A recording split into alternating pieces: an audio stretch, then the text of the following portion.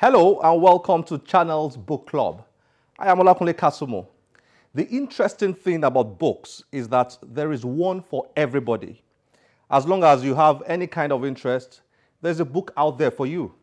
There is drama, action, adventure, satire, romance, thriller, mystery, horror, self-help, motivational, history, children, travel, religion, poetry, biographies, autobiographies, comics, health, fantasy, and others.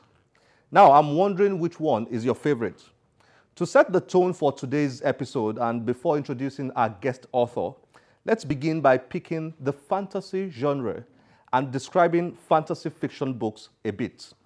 I have to admit here that I was never a big fan of these types of books until very recently when I discovered that no other types can stir your imagination like this one. So, what exactly are fantasy fiction books? Fantasy fiction books contain elements, characters, settings, or experiences that are often not realistic in the physical realm, but possible only in realms your mind can reach. For example, in fantasy fiction books, you will find things like magical powers, talking animals, flying people, mythical beings, time travels, and so on. The fantasy fiction genre is usually categorized as make-believe. The most famous fantasy fiction book series the world has ever seen is the Harry Potter series created by J.K. Rowling. The series has brought in astonishing revenue running into billions of dollars over the last 10 years. If we were describing fantasy fiction in movie terms, then think about globally famous movies like Lord of the Rings, The X-Men, The Avengers, Spider-Man, Thor, and the rest of such movies.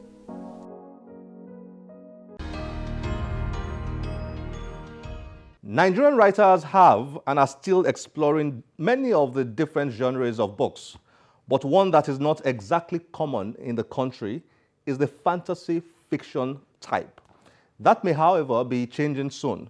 One of the writers leading the way is Tunde Leye, who is the author of this new and intriguing fantasy fiction novel titled Guardians of the Seal, which successfully kept me at the edge of my seat while I read it. Tunde Leye is a musician, writer, creative artist, and blogger. He's the author of The Burden of Proof, a novella, and also Golden Sands, his debut literary work. He joined us to review Guardians of the Seal and talk about his writing, himself, and fantasy fiction. Enjoy our chats. Life changes when we least expect it to.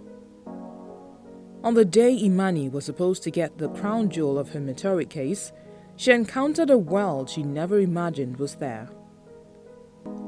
With a plot ranging from the very beginning of creation, enter the world of angels, demons, dragons, swords, magic, and love as we race with the guardians of the seals to save heaven and earth from a rampaging force that threatens to destroy everything. Tunde, nice to have you on Channels Book Club. Always nice to come back here. Again. Again, yeah. Nice. And now, I'm not a fan of fantasy fiction. I've never been, you know. But I couldn't drop your book until I finished it.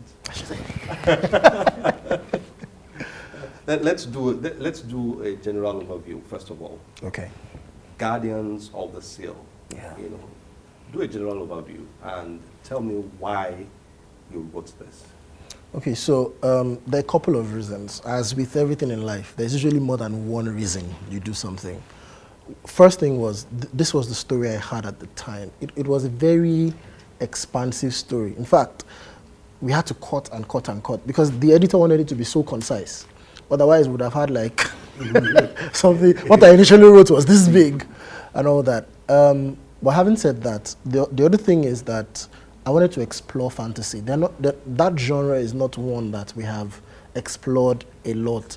And considering where we are, we know in Nigeria, we have such a rich plethora of choices to make around what mythology we want to base our fantasy on.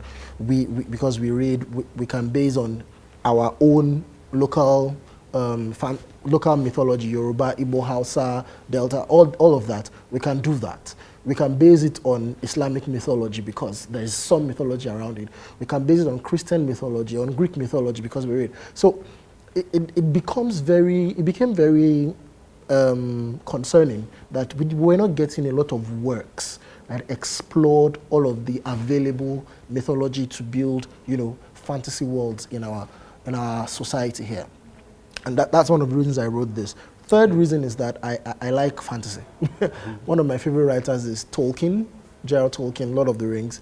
Another one of my favorite writers is C.S. Lewis, Chronicles of Narnia. So that just says the kind of books I like to read. So, and it follows that, when they say, how do you become a good writer, for example? And I always answer, you write what you read. So if I have been reading a lot of fantasy, it follows that I would write fantasy at some point. And it was just at that point that's when I wrote this. Okay, so Guardians of the Seal. Yeah. The overview.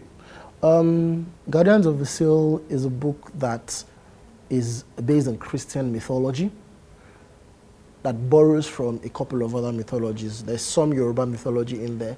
There's some Japanese mythology in there, because I used to like Japanese cartoons.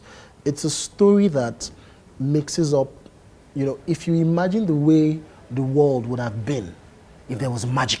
The Christian creation story, but infused with magic, infused with magical beings, and infused with all of the elements of that mythology changed up a little. And then the epic battle between good and evil, the place of technology, the place of love, the place of, human beings in the scheme of things.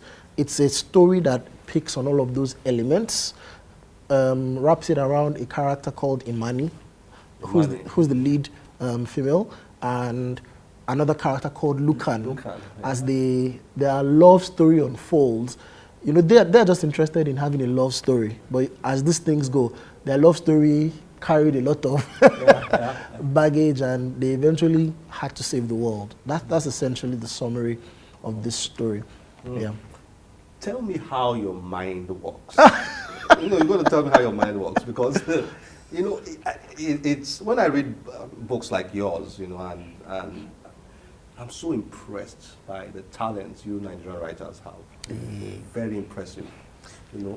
Tell me how your mind works. How did you create, all those characters? Is it difficult? Was it a difficult experience for you? When my sister says something about my imagination. She says, your imagination is using fertility drugs and steroids. But wild. it's this thing.